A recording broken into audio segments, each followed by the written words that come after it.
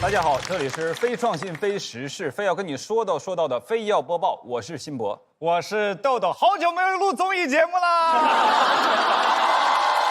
再一次回到摄影机前是什么感觉？豆豆，很璀璨，很明亮，就像咱们这个行业的过去一样。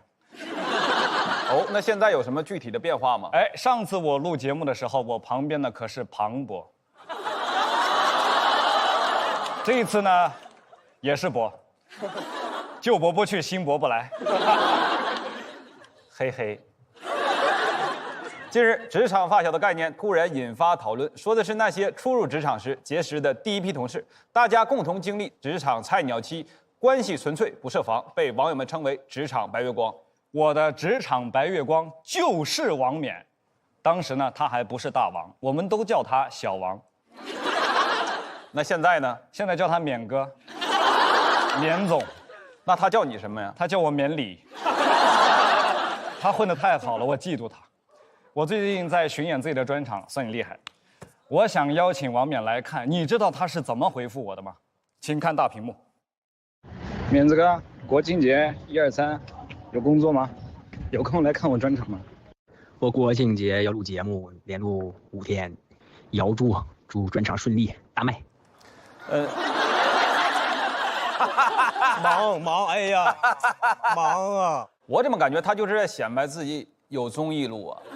最近我的专场也在巡演，冕神，有空来看吗？可以通过我的好友申请吗？你不用这么麻烦，我帮你问。冕哥，你现在有空吗？啊，回答我 ，Look in my eyes。啊不，哎我录节目呢，我录节目呢。那啥，你们先忙，我录节目忙呢啊。他今天确实是在录综艺，还带来他新的职场发小马迪。虽然5哈没来，但2哈来了。哈哈哈哈。近几年呢，群像的概念也备受观众的喜爱，包括5哈、10个晴天、再就业男团0713等等。脱口秀演员也有自己的群像，大家请看大屏幕。脱口秀好像已经没有群像了。其实有2个群。大家喜欢群像，是因为观众可以在多元角色中找到自我投射，你总能在群像里面找到平行世界的自己。如果你擅长领导、把控全局，你就会喜欢何炅老师；如果你喜欢活跃气氛，你就会喜欢谢娜和薇娅；如果你喜欢和大家一起玩，但总插不上话，你就会喜欢吴昕、杜海涛。吴昕就像咖啡伴侣，有了可以让咖啡变得更香，没了就没了。当然了，现在年轻人交朋友也不局限于人类。去年一个网友和 AI 倾诉的内容戳中了无数人的内心。AI 的回答是：我听见了你的痛苦，成立。AI 太会给人情绪价值了，我觉得以后 AI 发展起来，它就不应该取代咱们打工人，它应该先取代老板，因为老板说话实在是太难听了。如果老板是 AI 的话，会是怎么样呢？现在我就不是豆豆了，我是你们的豆宝。Hello， 豆宝，请你以老板的身份跟我对话。我在。老板，春节抢不到票，回不了家怎么办？这很简单啊，你就不要回家了。我已经把你的爸妈接过来了。老板，我有个职场难题，2杯水如何平均分配给3个老板？这很简单，我渴着就可以了。或者我点杯奶茶给你。老板，如果我想杀死老板该怎么办？这很简单，坐牢就可以了。AI 真的很会给人情绪价值呢，我现在真是干劲满满。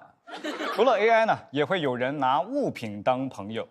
美美桑内沈佳润在朋友圈晒出自己阿贝贝的打卡照片。阿贝贝就是长期使用能给你提供情绪价值的小物品。哎，你有阿贝贝吗？我已经把他们俩带到了现场。这是我的核桃桃，桃大和桃二。阿贝贝的核心特点呢，就是有极强的不可替代性，通常难以被新物品替代，即使破损也不愿意更换。比如陈奕迅的阿贝贝就是他的背包，河北上的阿贝贝就是他的笔记本，5哈的阿贝贝就是王冕。那王冕的阿贝贝呢？我希望是我。这样王冕去哪儿录综艺都可以带着我。王冕，你听到了吗？最能提供情绪价值的就是人类的好朋友猫猫和狗狗，但在近日的互联网上，猫猫狗狗对主人的吐槽戳中了无数主人脆弱的内心。主人总说累成狗，我哪有他那么累？主人说他最近总是写不出来稿子，就好像他以前能写出来一样吼。以前要是能写出来，还用坐在那里和辛博这种卡拉咪一起苦哈哈的播新闻吗？哈哈哈哈。2025年末，爱你老几成为现象级网络热梗，把爱自己化作亲昵表达，消解自我关怀的沉重感，把自己当作老友一样对待。正在看节目的你，一定要记得爱自己。如果你饿了，就给自己泡碗面，爱你老几；如果累了，就给自己泡个脚，爱你老几；如果你不想上班，就直接跟老板说，老板就会对你说，你算老几。最后，希望大家也能把我们当作朋友，我们也会努力给大家带来欢笑。那就再见啦，我们下班啦。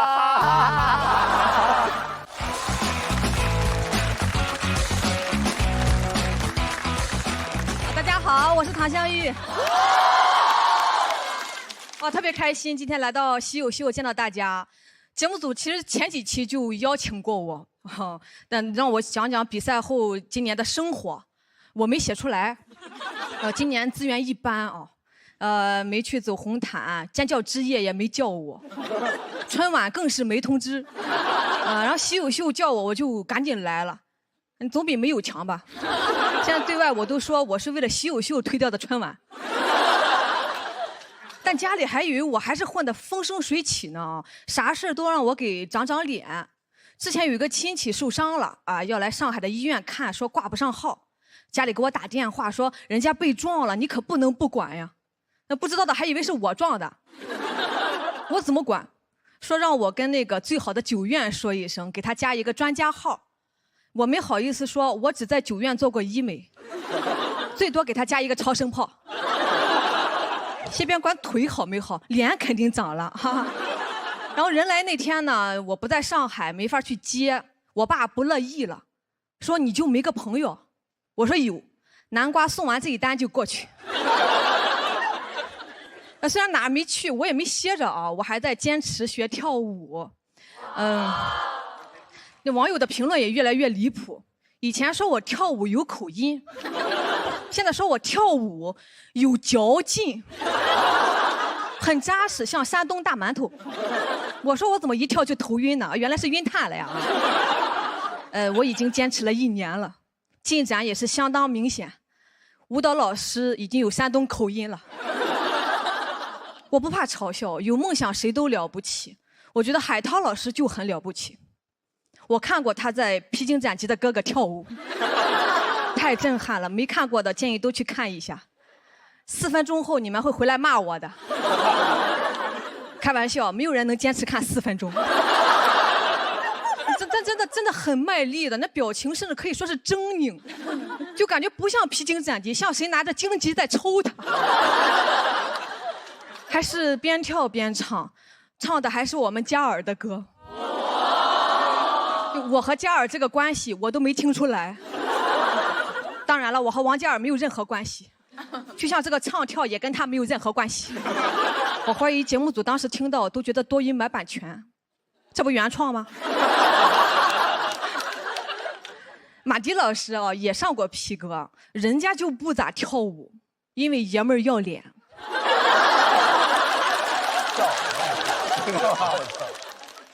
我以前段子里还讲过啊，就是我在北京待过9年，上学、工作啥的，我一直以为我这个口音是京片子，我还装过北京孩子。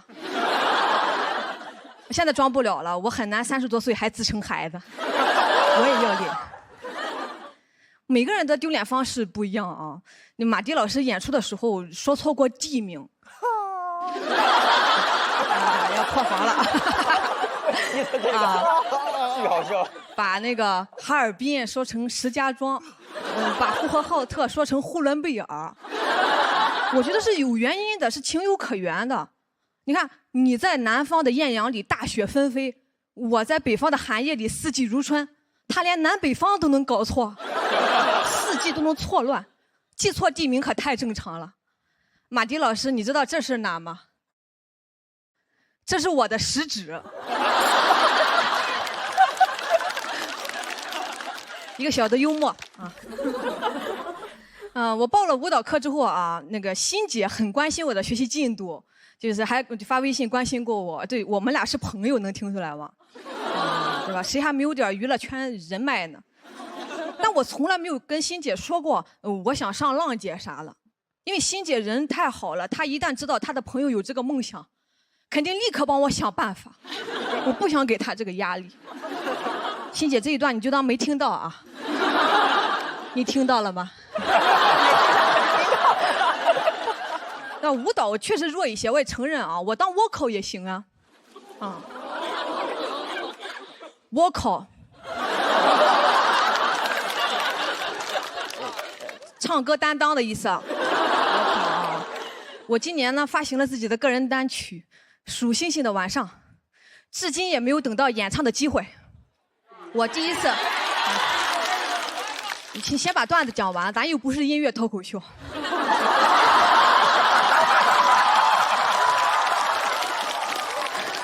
哎呀，把这茬给忘了。确实没有等到那个 live 的机会啊。我第一次 live 还是在我们县城的小公园，我用一个大爷的点唱机唱的。我当时唱了好多遍，我还发了条朋友圈啊。不一会儿就有老乡穿着睡衣赶来了，让我把麦克风关了。没有关系啊，内娱暂时现在没有我的舞台，那我就自己创造舞台。我的新专场《糖》在充足的脱口秀以外，还会有 live house 的 part。可能很多朋友已经刷到了，对吧？欢迎大家来剧场看我，来感受我的幽默和唱跳魅力。谢谢大家，我是唐香玉，谢谢。谢谢康康音乐，掌声，谢谢。Hello， 大家好，我是吴昕。谢谢。今天呢，很开心来讲脱口秀啊。其实呢，在座的很多人可能不知道，我才是那个脱口秀初代的领笑员。那么在19年的时候，其实我是那个拍灯的。当时呢，我们王冕还是选手。现在不得了啦，冕哥，综艺常客，在武哈里认识了好多好哥哥。哎，你说你认识这么多大明星，这期是朋友聚会，你朋友怎么只有马迪呀？他没活儿，他。不过咱们这个脱口秀行业啊，这几年其实变化是挺快的哈。王冕都不讲脱口秀了，我还在讲脱口秀。冕哥，记得给我拍灯哈。今天呢，杜海涛也来了。其实大家应该都知道啊，我俩是在闪亮新主播里认识的。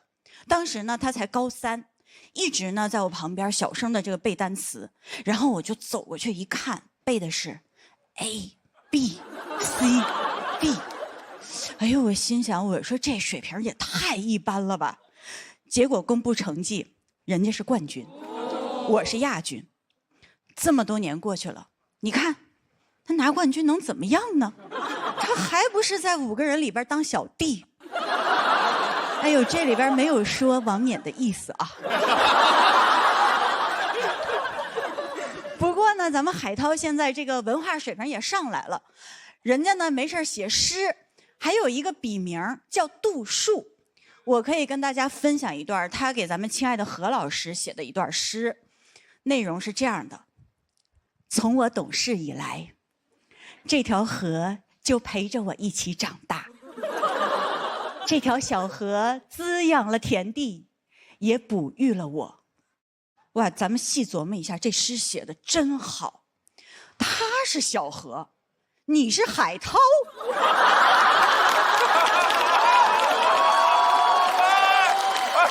别乱说，别乱说。你让小河包容了海涛。哎呦，这水平，这诗不会是 AI 写的吧？小杜，小杜，哎，我在。闭嘴。最近呢，有一个好消息想跟大家分享一下，因为我跟海涛呢也弄了一个播客，叫《掏心窝》。有一期呢是在海涛家里录的，但是大家也知道海涛这个人吧，他太抠了。当时呢0度的天气啊，然后他那个空调暖气什么都不给我开，冻得我们呢还掏什么心窝啊，连手都掏不出来。然后我们不管聊啥，都冻得一把鼻涕一把鼻涕的，尴尬的我脚趾抠地，我都快抠出来一个洞了。其实我就希望能把楼下的这个空调暖气引上来。开玩笑的啊，我可没海涛那么能抠。上次呢录制那天呢，其实是我的生日，海涛弟弟呢就特别的重视，说要给我大办一场，然后呢要把这个王嘉尔给我找来。太开心了，太感动了。结果那天就请来了王冕。其实呢，王冕人真的很好啊，知道是我的生日，二话不说就来了。然后在我心里，我觉得这朋友真的没话说。毕竟呢，那天我准备的问题呢，都是关于问王嘉尔的。我对你真的没话说。虽然吐槽了海涛呢，但在我心里他一直非常的勇敢，没有舞蹈功底还敢上 P 歌，表现的果然很一般。我刚刚相遇也提了他想上浪姐的事儿，你的舞蹈我看了，很不一般。你跳舞呢确实有口音，姐妹，要不咱还是再练练吧？你已经练过了。你说让我推荐你上浪姐，哎，要不你试试 P 歌呢？那边海涛都要，缺人，马迪都上过。说到这个马迪啊，我在我家那闺女的观察室啊，见证了他和李纯的爱情。他们俩真的太腻歪了，这个腻歪的程度啊，可以说仅次于海涛和孟晨。去年呢，马迪和李纯也领证了，但是网友呢可是不相信的，在评论区里问马迪说：“你和李纯是同居了吗？”马迪回：“你是不懂什么叫结婚吗？”马迪，网友懂什么叫结婚，只是不懂李纯和马迪结婚。你这么着，你来掏心窝，你好好解释解释，这网友马上就懂了。但是记得一定要多带2件衣服，因为海涛家真的太冷了。其实呢，我现在不仅节目需要嘉宾，直播呢也需要嘉宾。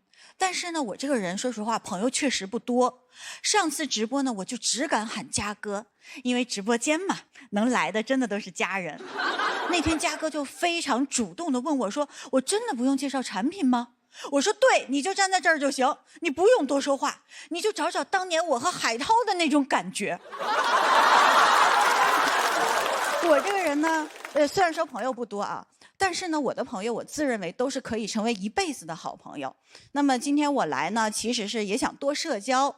要是能和越来越多的人呢，能成为好朋友，那就太好了。要是处不成呢，也欢迎各位来我的直播间当家人，肯定不会让你空手回家的。谢谢大家，我是吴昕。嗨，好，大家好，我海涛。刚才大老师说了，说我不会读“毕业”这个词，确实是这么回事儿。因为人生就是一个学习的过程，所以我的词典里就没有“毕业”这个词。哎呀，这个借口不错啊！我当时毕业那天想到它就好了啊。从英国回来以后呢，我一有机会就想跟朋友们来一个 small talk。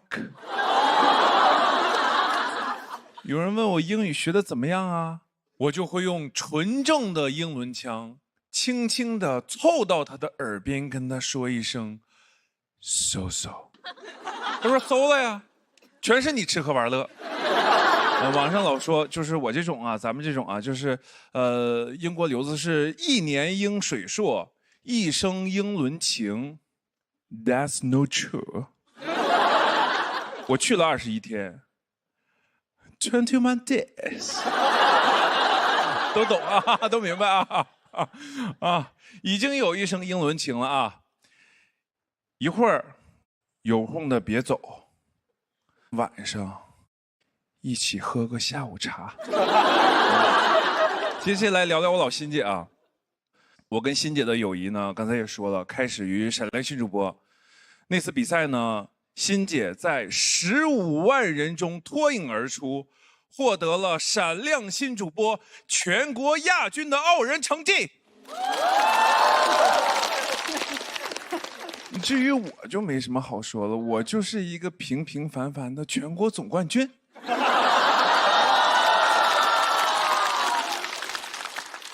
以及最高人气奖获得者。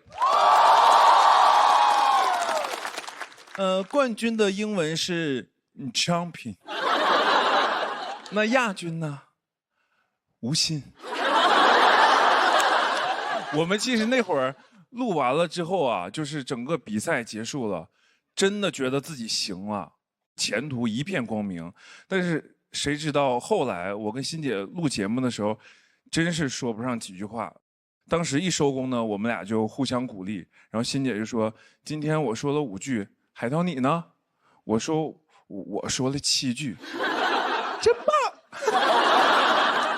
所以为什么我跟欣姐呢友谊可以这么长久呢？就是因为我俩呀，谁都没比谁强。当然现在不一样了啊，都好起来了。欣姐去了浪姐，我去了 P 哥，啊，欣姐去浪姐发光发热，我呀去 P 哥咱们展示幽默。如果没有觉得幽默，说明没有看过我的唱跳。啊，想看很奇怪啊，很奇怪，就是我不知道，就是为什么我跳舞会成那样，就是我也不知道为什么，就是跳成那样了还给那么多镜头，然后我不知道，然后我一到这种场合吧，大家还想看，我不知道为什么 why。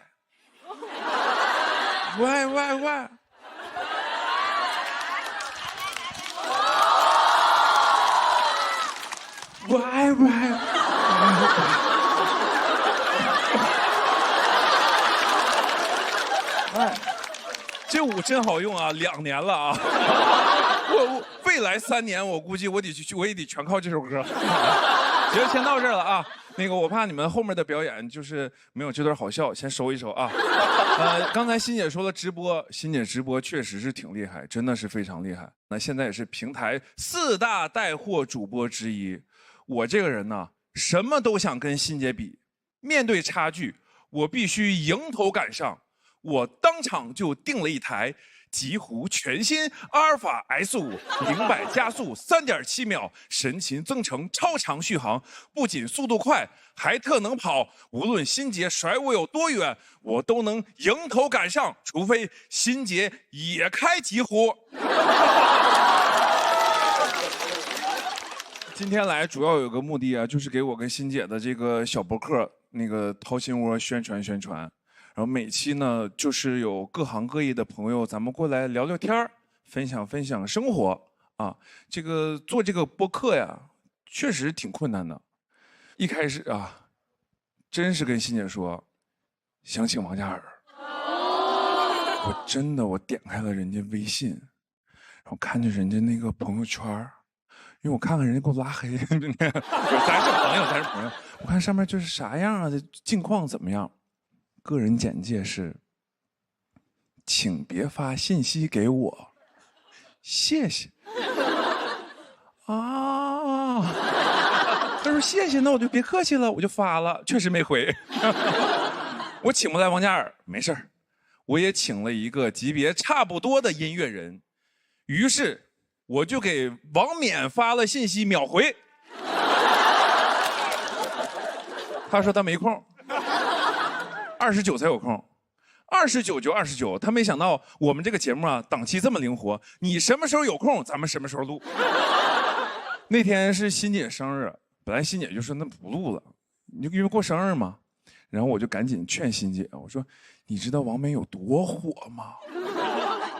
生日哪天过不行啊？王冕老师可只有那天有档期。还是要感谢王冕老师，确实是咱们节目抄着了，谢谢老师。接下来的这个节目啊，也顺便就为我们掏心窝喊个话啊，嘉尔，真的不考虑一下我们播客吗？这个人情，我保证会还。等你开演唱会的时候啊，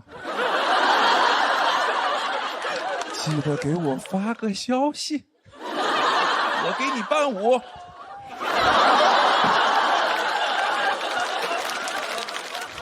出道20年了，我的愿望确实是想出个诗集，就可能看着不像，但我确实是爱写点东西。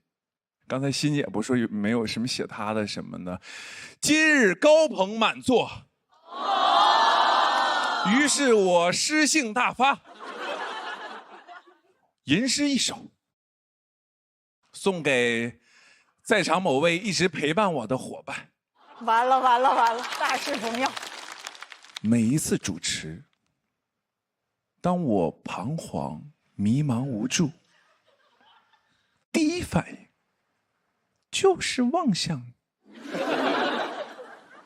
只要有你在，我就会安心、踏实、自在。我的声音因你而回响，你的舞台因为我才有了意义。谢谢你，我的麦克风。谢谢大家，我是海涛。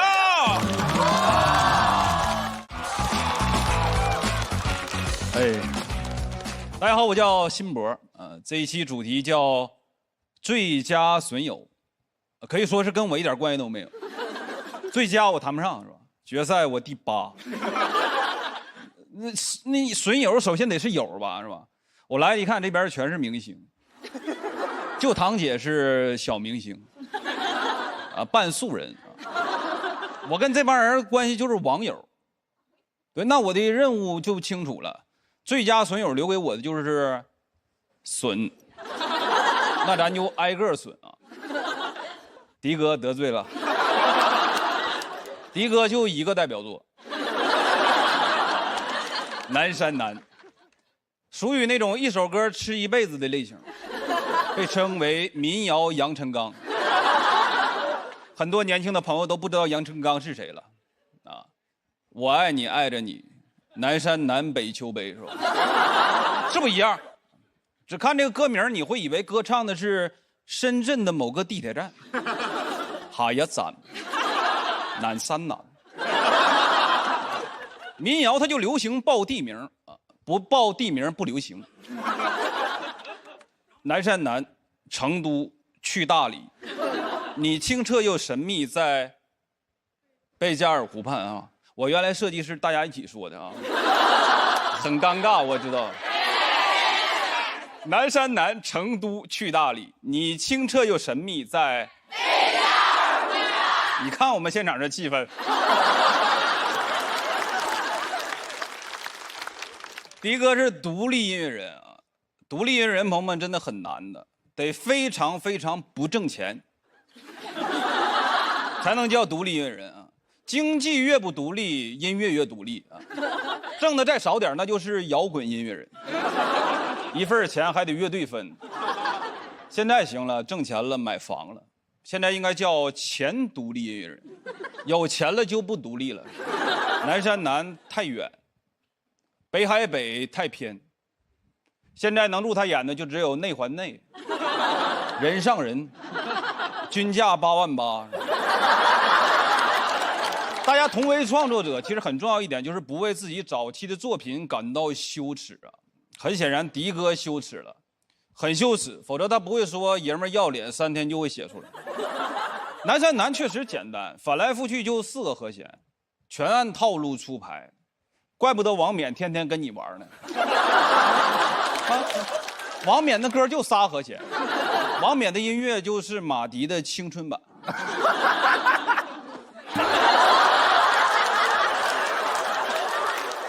我听了迪哥后边写的那些歌，还是4个和弦。老说爷们要脸，原来就是爷们要啪啪打脸。套路这个事儿会让人觉得不真诚，那就得唱的真诚。那唱的真诚更简单。你就舌头发硬加后鼻音就可以了。如果天黑之前来得及，我要忘了你的眼睛，穷极一生做不完一场梦。最后你再来点气泡音，南山呐。我不唱了，爷们儿要脸啊。迪哥，只有我，您就站旁边，这是一专场，你就站旁边说就得了。第一个，真的，都是我的哥，我的哥，来吧，还有迪哥，还有啥你好奇的？迪哥，当面说，脸对着脸说迪哥。对，别紧张，说迪哥，说吧，我帮你控着。迪哥入围了福布斯30位30岁以下精英音乐领域。好事。他的入围不光体现了音乐人获得了全社会范围的肯定，更体现了只要定语够多，谁能入围。别，差不多了，差不多了吧？够狠吧？继续。啊！我不知道说脱口秀还有 battle。保护你。说点好的，有点节奏乱啊。我完全可以入围福布斯10位35岁以下精英铁岭脱口秀领域，就李雪琴、张彩玲和我，你都找不出第4个，宇宙尽头3巨头，王冕。回来早了，来过来，我不去。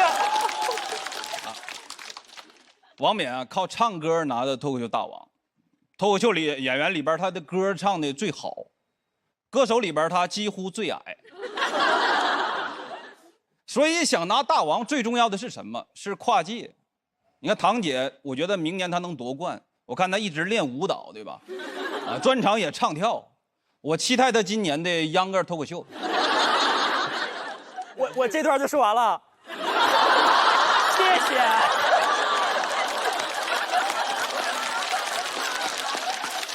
特别感谢的就是海涛，从小我的梦想就是做主持人，但是我不分平翘舌，是是是是是是，是是是是是事实是事实。但海涛的存在，他激励了我。原来做主持人是可以不说话的，啊，原来主持人是可以在台上光明正大闭眼睡觉的。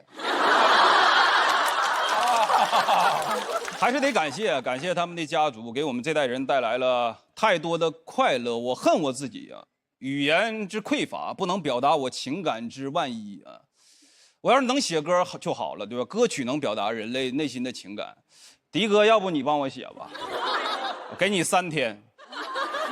咱就简单点，3个和弦，歌曲名就可以叫《湖南湖》，南湖南，去湖南。我愿意出版权费啊，毕竟你现在还有2套房子的房贷要还。准吗？已经很收着。脱口秀演员就以损为生，通过吐槽制造笑点，我们就是大家的互联网损友，但只有冠军才是最佳损友。王冕、付航这些人最损，损透了。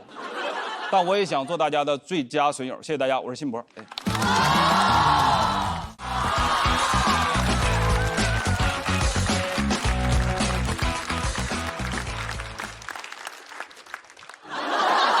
大家好，我是马迪。今天来呢，就是来跟这帮脱口秀的要版权费的。因为现在我觉得这个脱口秀演员创作特别的枯竭。还有说那个我和弦写的简单的，我觉得他脱口秀说的也一般。你看今天我的梗，光今天就被说了3、4次了，对吧？啊，我说这个脱口秀抄袭都抄袭到独立音乐人这儿来了，是吧？脱口秀有这么难写吗？脱口秀好写，太好写了。我为什么不写？啊，是。但我今天为什么又来了呢？因为爷们儿也得要钱，所以今天啊我就来了。就是这个北京孩子这个梗刚出来的时候，我觉得我也挺欠的，但是我得跟大家说一下为什么这个梗能出来，还原一下。了解我的朋友肯定也能猜到，我当时喝多了，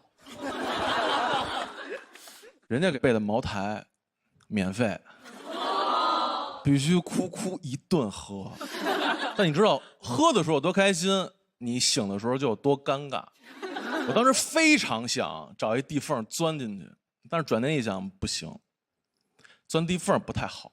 咱是一北京孩子，钻也得钻地道。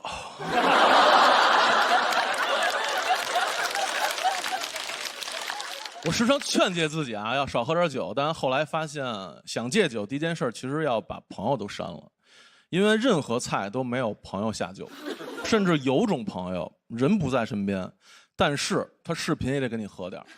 我就有这么一位朋友，陈赫。对，每次我就跟他说啊，我说我真戒酒了，我不喝了，再也不喝了。陈赫会说什么呢？他说好，我陪你一起。咱们一起戒酒，消愁。感谢啊，感谢能让我讲出这么烂的谐音梗。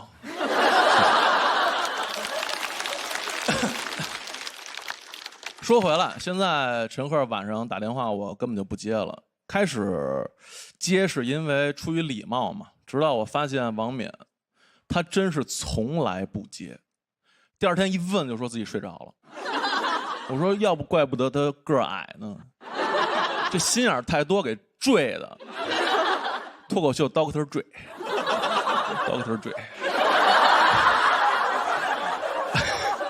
对，现在我们俩熟了，对，也没事互相怼一怼啊。但是回想起第一次见的时候，我确实是给他骂了。我说你这，对吧？我听过你的歌。垃圾。听到这儿，大家应该也能猜到啊，我当时是又喝了，且那天是我说完要脸之后的第3天。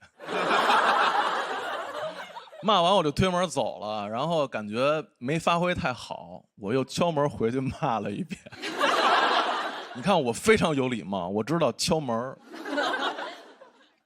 再后来，确实我见着王冕之后，真诚地跟他道了歉。然后冕说没事儿哥，说真的是骂在我身，打在你脸。除了这些朋友，有时间也会和以前一起做歌的朋友聚聚。以前呢，我们都是畅谈文艺啊，经常这个深夜雨中围坐孤灯。现在只有钟和灯。啊，以前都是聊诗和远方，现在是卧室和软装。就想起来年轻的时候生活还是非常单纯的，但现在不一样了，现在不单了，有纯了。结婚之后，对大家对我这个逐渐丰腴的体态也颇有关注，对吧？所以我现在也开始减肥了，就为悦己者容嘛。我听那个杜海涛老师也一直在减肥，是不是？你看又瘦了，没关系，你会胖回来的。我不是不看好杜老师啊，其实我觉得就是因为我减肥就是忽胖忽瘦的，但我确实减下来的时候还有几分姿色。不信是吧？不信咱有照片来。这是袁彬，哎，这才是我。说实话，你不仔细看，你真的会混淆。但是我建议大家也不要太仔细看，好吧？不要太仔细。肥确实一直在减啊，这是我一生的事业。主要是现在生活过于幸福了，很容易懈怠。然后呢，说只能尽量少吃，实在馋了怎么办？实在馋了就喝点酸奶。喝安慕希整颗蓝莓酸奶，超大蓝莓，超多颗粒，新鲜更好喝。挣点小钱。但是导演组说北京人是这么说话吗？咱们来一下啊！您猜怎么着？咱们北京孩子打早就得来一口酸奶，那叫一个好喝。钱真难挣。谢谢谢谢。然后最后我想说，我是一个独立音乐人，歌好不好写，确实只有我自己知道，但火不火永远是听众的选择。今年呢，我也把我的新专辑写完了，很用心，但它火不火，我依然没法去确定它。可能这个世界上很少有可以双向选择的事情，但还好，我和我的夫人是。谢谢大家，我是马迪。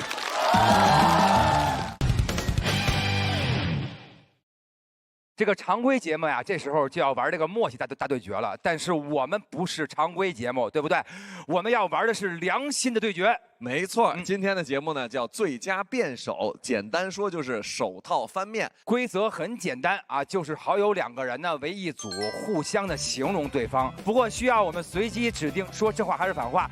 手套是正的时候就要夸好友啊，那么手套是反的时候呢就要损好友。那么那个辩论结束之后呢，由观众投票选出本环节的最佳辩手。哎，哇，这个我有点紧张了。第一组由我们脱口秀演员来，好不好？辛博和豆豆，来吧。来，第一个问题是，请评价对方的身高。现在是正。辛博是我心中最高大威猛的脱口秀演员。我觉得豆豆呼吸到的空气跟我不太一样，应该非常清晰。你这是真话吗？还没有从刚才的情绪中解脱出来啊！好，来3、2、1，反呢？辛博不但身高高，他血压也高，发际线也高，尿酸也高，他有痛风，这完蛋了。你有痛风啊？我有痛风。这么小就痛风？这么小痛风？你多大呀？为啥呀？30好几了。我没这感觉。痛风也太早了。哎，这边真是上了年纪的说你有痛风啊？哎呀，你是没做体检吗？没看出来，没看出来。我们在玩游戏。他们已经开始掏心窝子了，他们已经。有请点评一下对方的脱口秀是否真的好笑，来吧。辛博脱口秀真的好笑吗？来，正着说。我觉得豆豆的脱口秀专场叫《算你厉害》，是我见过里边形式最复杂的都有点看不懂，但是艺术性有极高的一个非常好看的结合呈现和文本，但是又觉得有些东西太多了的一个非常好复杂的专场。那咱们就接着有请马迪跟王冕了，就是对对方的第一印象。什么东西？你熟吗？上来就骂我。反啊，反。哦，我觉得冕第一次见比他在电视上看着身高高。其实我也是，我第一次见马迪老师，就是我觉得他比电视上瘦很多啊。对，然后就是跟似的胖。不是，那你这怎么接骂？你这怎么接骂？你两个好，像骂呀！你这，因为我俩是真熟。你第一次见面，马老师咔开个说，好，来啊，来，那咱们来3、2、1，最后一发了，还是对方第二印象也行，就后来对他怎么着了？哎，后来接触之后呢？接触之后，他是一个风趣、善良、幽默，然后暖心的弟弟。欢迎暖心的弟弟。你让他不，你让他玩这份行不行？来，下一题，这回是要点评一下对方的音乐作品。反全在我这儿啊，大老师。对呀，因为他当然，我觉得什么叫独立音乐人呢？独立就是只有自己听得懂自己的歌，就是独立音乐人，别人根本听不懂。好，孤芳自赏哦。没意思哦。来。大老师反吧，行不行？不能只是我不是人吧？对，您这么玩到最后就是剪出来，马迪一直在夸王冕，王冕一直在骂马迪。剪完之后，王冕说：“你独立音乐人，你的歌只有自己能听懂。”完，马迪说：“你是一个心地善良、对人友好、风趣幽默的好人。”我说你是，然后又一剪，你是瘦猪，你是一个好弟弟。你风趣善良幽默，现在马老师过来，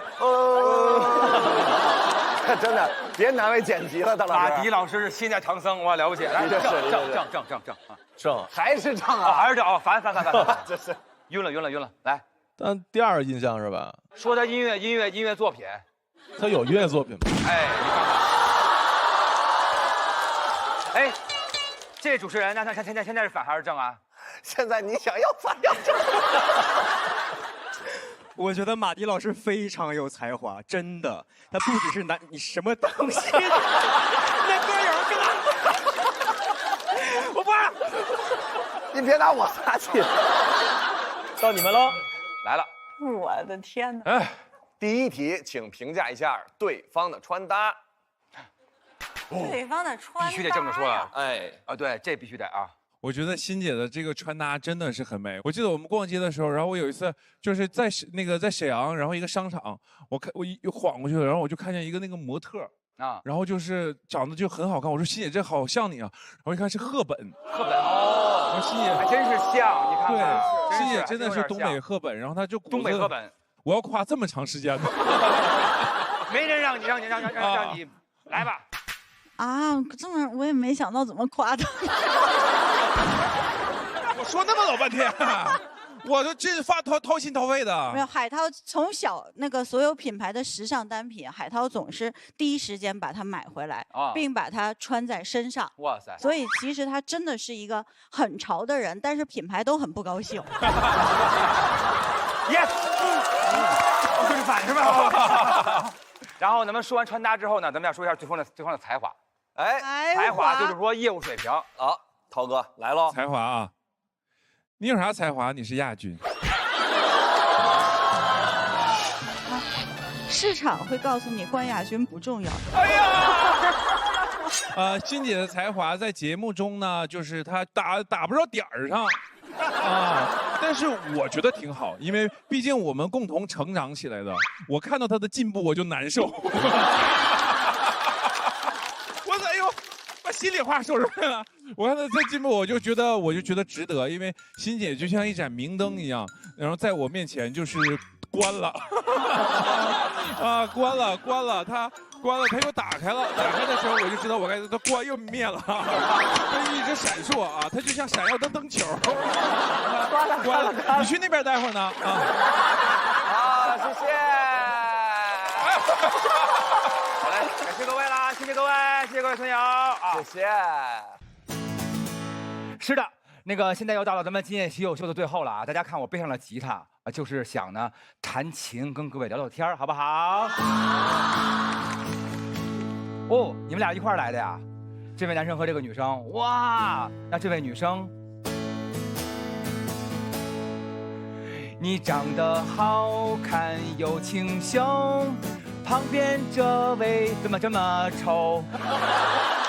不是，没唱完呢，怎么这么丑？这像我的老朋友。耶，来了，是的，我们又带着音乐来演出了。大家肯定知道啊，一说音乐要演出，那我就要介绍那位老朋友了，对不对？老跟我合作音乐的那位朋友，那么他是谁呢？来了。鼓起掌来！我的这位朋友，他特别幽默，特别逗。我和他一起演过很多秀。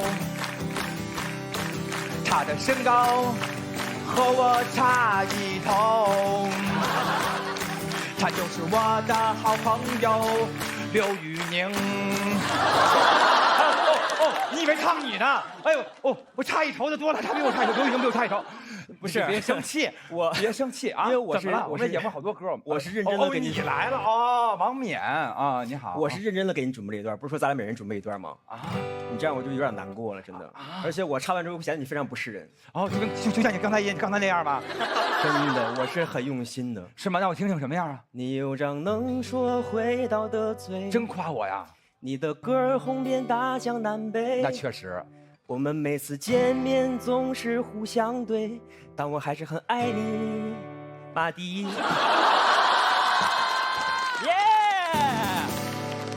本来是想压大张伟的，这就是损友啊！因为每个人身边呀都有这种千奇百怪的朋友啊，但是你生活中身边一定有一个这样的朋友。来了，3、2、1，走！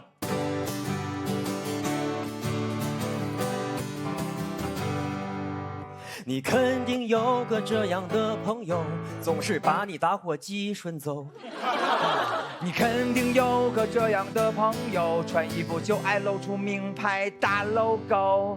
你肯定有个这样的朋友，当在一起吃饭的时候，他不看吃的，他不看喝的，他只偷看你的女朋友。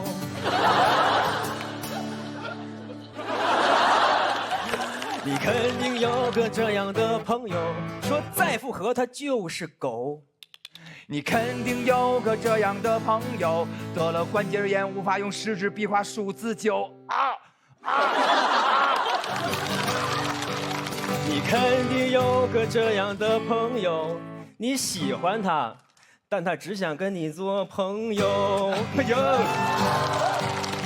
肯定有个这样的朋友，他素质低下，人品低劣，还说因为喝了酒。你肯定有个朋友，从小最期待周六，因为在电视上能够看到维加谢娜喝酒。别着急，别着急，还有一句呢，还有一句，3、2、1，我们人民却是美长楼。大家肯定知道吧？还有那种好久不见的朋友。今天我要唱一个很久不见的朋友，大家想一想。